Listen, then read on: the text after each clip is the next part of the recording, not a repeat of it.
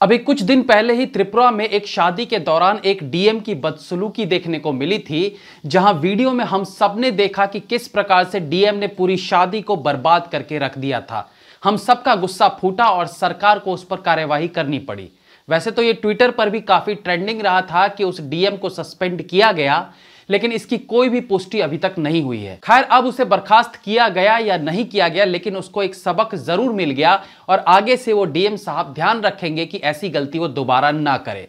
अब आते हैं इसी से मिलते जुलते रात की एक घटना पर, जो घटित हुई है मध्य प्रदेश के छिंदवाड़ा डिस्ट्रिक्ट के तामिया थाना के अंतर्गत आने वाले एक गांव साजकुही से। आपको बता दें कि ये एक ट्राइबल एरिया है, यानी आदिवासी क्षेत्र है। यहां पर एक शादी का आयोजन किया गया था, जहां करीब 200 लोग शादी समारोह में शामिल हुए। इस घटना को जिस प्रकार से अभी तक मीडिया में उछाला जा रहा है वो ये है कि तामिया थाना प्रभारी प्रीति मिश्रा और तहसीलदार मनोज चौरसिया को जब इस बात की खबर मिली तो वो शादी स्थल पर पहुंचे और जैसे कि अखबार में बताया गया है कि वो सिंघनी स्टाइल में अंदर घुसी, खाना खाती महिलाओं को मारा, फिर अंदर कमरे में बैठी दुल्हन को लात मारी और वहां पर आदिवासी परंपरा अनुसार तैयार किए गए देवी देवताओं को जूतों से रौंद दिया।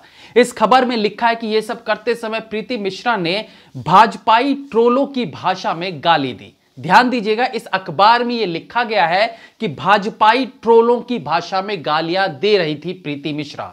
हालांकि यह भाजपाई ट्रोल कैसा होता है वो समझने की जरूरत है। अखबार में लिखा है कि बाकी अधिकारी लोग घर के बाहर लोगों को प्यार से समझा रहे थे और प्रीति मिश्रा अंदर उत्पात मचा रही थी। इस अखबार में मेंशन किया गया है कि अभी जो वीडियोस वायरल हो रही हैं वो घर के बाहर की हैं, लेकिन अंदर कुछ और ही हो रहा था। अब हम आपको बताते हैं कि जिन वीडियोस से पल्ला झाड़ते हुए यह अखबार अंदर की घटनाओं को बताना चाह रहे थे, जिसका कोई साक्ष्य भी नहीं था, वो बाहर वाली वीडियो में आखिर था क्या। तो दोस्तों, ये वीडियो अब कई जगह अवेलेबल है और थोड़े टाइम में सबको मिल भी जाएगी। मैं इसे यहां नहीं दिखा सकता, वरना मैं भी वीडियो को ब्लॉक कर दिया जाए। आपको पालघर तो याद होगा ना, है ना? पालघर याद या भूल गए? याद है तो समझ लो ये वीडियो वैसा ही था। बस यहां एक ही सुखद बात रही थी कि ये पुलिस दल वहां से जान बचाकर भागने में कामयाब रहे, और अगर ये भागने में कामयाब नहीं रहते और मारे जाते तो यही अखबार एक और पालघर के नाम से हेडिंग चला रहा होता। खैर, इससे पहले कि आगे बढ़े, इस खबर की हेडलाइंस पढ़ते हैं कि इस खबर ने लिखा क्या। टीआई प्रीति मिश्रा ने दुल्हन को मारी थी लात, विवाह स्थल भी तोड़ दिया। इसके अलावा एक और लोकल अखबार में भी इस न्यूज को छापा गया, जिसकी हेडलाइंस थी टीआई प्रीति मिश्रा ने दुल्हन को मारी थी लात और शादी के लिए तैयार किए गए आदिवासी परंपरानुसार देवी देवताओं को जूतों से रौंदा। ये दोनों ही छिंदवाड़ा के लोकल न्यूज़पेपर की हेडलाइंस है। खैर, इन्हें भी अच्छे से पता है कि जितना भड़काऊ हेडलाइंस होगा उतनी खबर उछलेगी। अब इस हेडलाइन में सबसे चोट करने वाली लाइन है देवी देवताओं को जूतों से रौंदा। बस इसी बेस पर इस पूरी कहानी ने नया मोड़ ले लिया। ट्विटर पर प्रीति मिश्रा को बर्खास्त करो ट्रेंड कर रहा है बिना दूसरा पहलू देखे। मैं हालांकि दूसरे पहलू को डिफेंड नहीं कर रहा हूं, लेकिन बिना सबूतों के दूसरे पक्ष को गुनहगार कैसे माना जा सकता है। सबसे इंपॉर्टेंट बात कि इस अखबार में बताया गया है कि असंगठित कामगार कांग्रेस ने पूरे मुद्दे को आगे लेकर आए हैं। अब आप खेल समझिए। पहले कांग्रेस इस मुद्दे को सामने लाती है। मुद्दे में इस बात को मेंशन करते हैं कि प्रीति मिश्रा ने भाजपाई ट्रोल की भाषा में गालियां दी। अब आप खेल समझ रहे होंगे। बाहर की 2-2.5 मिनट की वीडियो में पुलिस की गाड़ी को चारों तरफ से घेर कर लाठी डंडों और पत्थर बरसाए जा रहे थे। गाड़ी को चारों तरफ से बड़ी भीड़ ने घेर लिया था और कैमरे से रिकॉर्ड करने वाले युवक की बार बार आवाज आ रही थी, कुचल दो, मार दो। और इस घटना को डिफेंड कर रहे हैं असंगठित कामगार कांग्रेस के लोग। आरोप जो लगाए गए हैं कि प्रीति मिश्रा ने अंदर ये तोड़फोड़ किया, वो तोड़फोड़ किया, जो कुछ भी किया वो केवल जुबानी है, उसका कोई आधार नहीं है, कोई सबूत नहीं है। आज हर किसी के पास फोन है। अगर ऐसा कुछ होता तो क्या कोई एक भी रिकॉर्ड नहीं करता? सोचिए।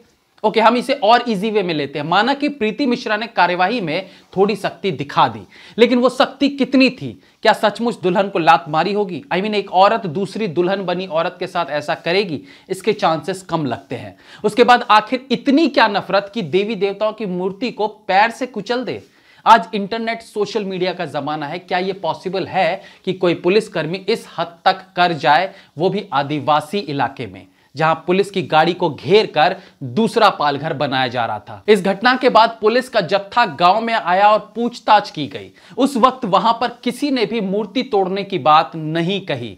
यह जरूर कहा कि अंदर खाना खाती महिलाओं के साथ बदसलूकी की, लेकिन मूर्तियों के अपमान की बात नहीं कही। और याद रखिए, ये उनके बयान थे जिन्होंने इस टीम पर हमला किया था। तो मूर्तियों की बात तो अलग ही कर दो, इनकी बाकी बातें भी कितनी सच है, इस पर सवाल उठाया जा सकता है। खाना पहली पंद्रह बैठी थी, खुद से कुछ 25-30 थी। तो इन लोगों को मैडम जी ने बोल दी, बोले फिलहाल लोग बोले खाना खा रहा तब कोई उठो जाए।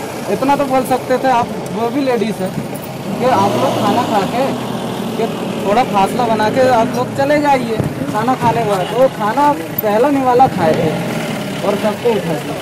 तो हमने बोले चलो साइन कर लेंगे, ठीक है। सबको हमने कहा भाई पकड़। फिर उसके बाद मैडम जी अंदर गए, तो जो दुल्हन बनी वो खाना खाने के लिए गई, उसको हमने ला दिया। तो हमारे यहाँ छोटे वाले ने बोले कि बोले उसको क्यों ला दिया। तो मैडम जी ने हंसी तो बैंक चालू हो गई। तो जी बताइए, तो मैडम को मारना शुरू कर दिया? नहीं, हम लोग ने नहीं मारे, लेडीज लोगों ने पहले मारे थे, मैडम ने पहले स्टार्ट किया। तो हम लोग ने समझा है, लड़के लोग ने को फिर होता है, हमने कहा मैडम सही है, हमने तो, लेकिन मैडम मानने को तैयार नहीं, गाली गुफ्तार करने लगी। जो तो गलत बात है ना सर जी। आप अगर किसी को सुनो, पहले सुन ले भाई। सुनो शांत रहो बिल्कुल। ये बताओ, ए भाई लोग सुनो, कोरोना का समय चल रहा है ना, परमिशन है शादी की? परमिशन निकलवाने गए थे, लेकिन देख लीजिए आप, अगर 25 परमिशन है हुए थे, जब 10 की परमिशन मिल रही सर हमारे यहाँ तो ऐसे घर ही घर के 20 तक जाने नहीं हो सकती ना, नहीं। अरे हमारा एक मकान जो है, एक नहीं हो सकते, तुम्हारे हिसाब से नहीं चलेगा बेटा। हमारे हिसाब से थोड़ी चलेगा, सरकार ने नियम बनाया हुआ है। जब 10 लोग मालूम है कौन नहीं है करके, तुम्हें ये नहीं पता कि मैं भी हूँ, मैं भी हो सकता हूँ। तो फिर यहाँ इतने सारे लोगों को बुलाने का क्या मतलब था? देखिए, अगर प्रीति मिश्रा के खिलाफ सबूत मिलते हैं या बाद में भी मिलते हैं तो उन पर कार्यवाही होनी ही चाहिए। लेकिन अभी जो बिना सर पैर के उनको बर्खास्त करने की मांग उठी है, ये एक प्रोपेगेंडा है जिसके तहत उस अपराध को डिफेंड कर रहे हैं जो पालघर कांड होते होते बच गया। यहां मीडिया का गिद्ध रूप देखने को मिलता है जिन्होंने इस खबर को बिना सबूतों के उछालने की कोशिश की है। क्या यह किसी पार्टी की शय पर हो रहा है? ऑब्वियसली अखबार में दोनों पार्टियों का जिक्र हुआ है, एक को महान बताकर एक को बिना बात बस ऐसे ही खबर में घुसाना था, तो लिख दिया भाजपाई ट्रोलों की भाषा में। आई मीन मजाक चल रहा है क्या? ये कुछ भी ऊटपटांग लिखकर तुम माहौल खराब करोगे। प्रीति मिश्रा सहित सारे पुलिसकर्मियों को गंभीर चोटें आई हैं और ये चोटें उन लोगों ने दी हैं जिनके पास 200 लोगों की इस शादी का परमिशन लेटर तक नहीं था। और हमारा सोशल मीडिया भी कमाल है ना, अखबार की एक लाइन से हम इतने विचलित हो गए कि बिना खबर की गहराई में गए प्रीति मिश्रा को दोषी भी ठहरा दिया और उसे सजा की मांग भी करने लगे, जबकि जो सामने प्रमाण मिले उनमें पुलिस कर्मियों को घेर कर जान से मारते देखा जा सकता है। गांव के लोगों का रुद्र रूप देखने को मिला है। वो लोग लाठी डंडों और पत्थरों से पुलिस जीप पर अंधाधुंध प्रहार कर रहे थे, लेकिन ट्रेंडिंग में आता है प्रीति मिश्रा को बर्खास्त करो। माना कि अगर शादी रुकवाने के लिए हो सकता है कुछ शक्ति दिखाई हो जिसका कोई प्रमाण है नहीं, तो क्या उसके बदले में आप उन्हें जान से मार दोगे? त्रिपुरा वाले केस में शादी वाले घर के लोगों के पास परमिशन था, वहां 100 के अंदर गेस्ट थे, यहां 200 से ऊपर लोग थे जिनके पास परमिशन भी नहीं था। और घर के अंदर क्या हुआ यह अखबार वाले सिर्फ कयास लगा रहे हैं, हकीकत किसी को नहीं पता। और अगर वो गांव वालों की मानकर भी ये कह रहे हैं कि वहां देवी देवताओं की मूर्ति को रौंदा गया, तो जब एसपी दल ने गांव वालों से बयान लिया तब उन्होंने इस बात का जिक्र क्यों नहीं किया? यह घटना एक एग्जाम्पल है जहां यह देखने को मिला है कि कैसे एक भड़काऊ हेडलाइन से माहौल बदल सकता है। इस तरह के मीडिया एजेंसीज पर कार्यवाही होनी चाहिए जो बिना जांच के इस तरह की न्यूज को फैलाते हैं। इस पूरे न्यूज कटिंग की लास्ट में 2 लाइंस में जिक्र किया गया है कि पुलिस पर हमला हुआ, वो भी डिफेंसिव मोड में खबर लिखा गया है।